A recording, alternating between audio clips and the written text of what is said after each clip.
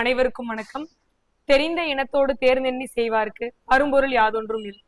தெளிந்து தேர்ந்த நண்பர்களோட சேர்ந்து ஆற்ற வேண்டிய செயலை ஆராய்ஞ்சு நாமும் நன்கு சிந்தித்து செஞ்சோன்னு சொன்னா நம்மளால முடியாதுன்னு எதுவுமே இல்லை.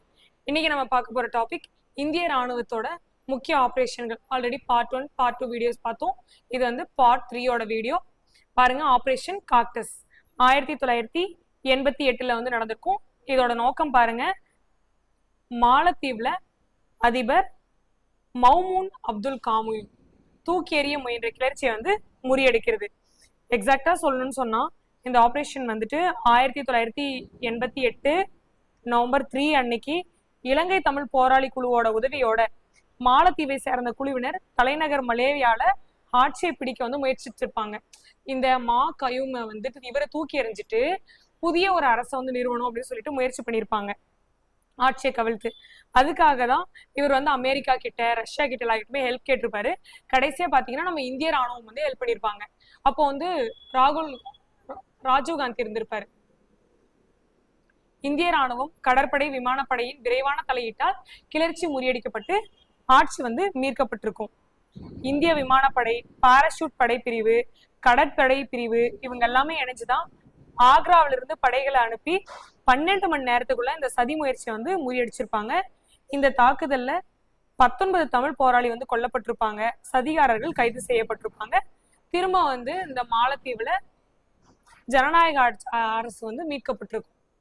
அடுத்து பாருங்க, ஆபரேஷன் பவன் 1987 டு 1990 நடந்திருக்கு. இது எதுக்காகன்னு பாத்தீங்கன்னா, இந்திய அமைதி காக்கிற படையால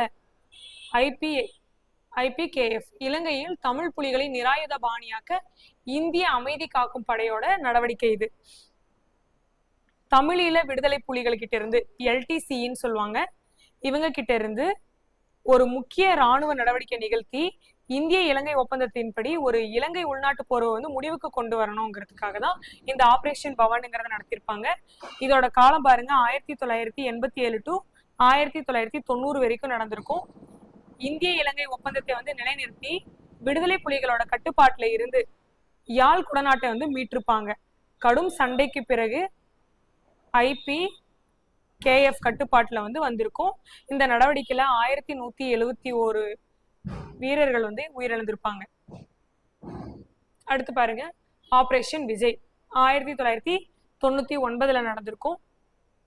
இது வந்து எதுக்காகனா 1999 வந்து கார்கில் போர்ல வந்து பாகிஸ்தானுக்கு எதிராக வந்து இந்தியா பெற்ற வெற்றியை வந்து குறிக்கிறதுக்காக தான் இந்த ஆபரேஷன் விஜய்ங்கிற நடவடிக்கை.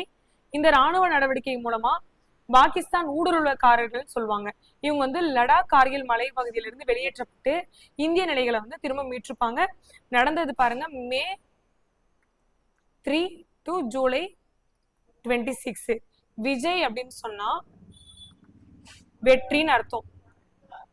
பாகிஸ்தான் ராணுவம் மற்றும் தீவிரவாத கார்கில் உயரமான மலைப்பகுதியில வந்து ஊடுருவி இந்திய நிலைகளை வந்து ஆக்கிரமிச்சிருப்பாங்க. இதனால வந்து இந்திய ராணுவம் வந்து கடுமையா போராடி ஆக்கிரமிக்கப்பட்ட எல்லா பகுதியும் வந்து மீட்டெடுத்திருக்கும். ஆக்சுவலி இதே மாதிரி 1961 கோவாவை போர்ச்சுகீஸ் கிட்ட இருந்து மீட்டிருப்பாங்க. அதையும் வந்துட்டு விஜய் நடவடிக்கைன்னே சொல்லுவாங்க.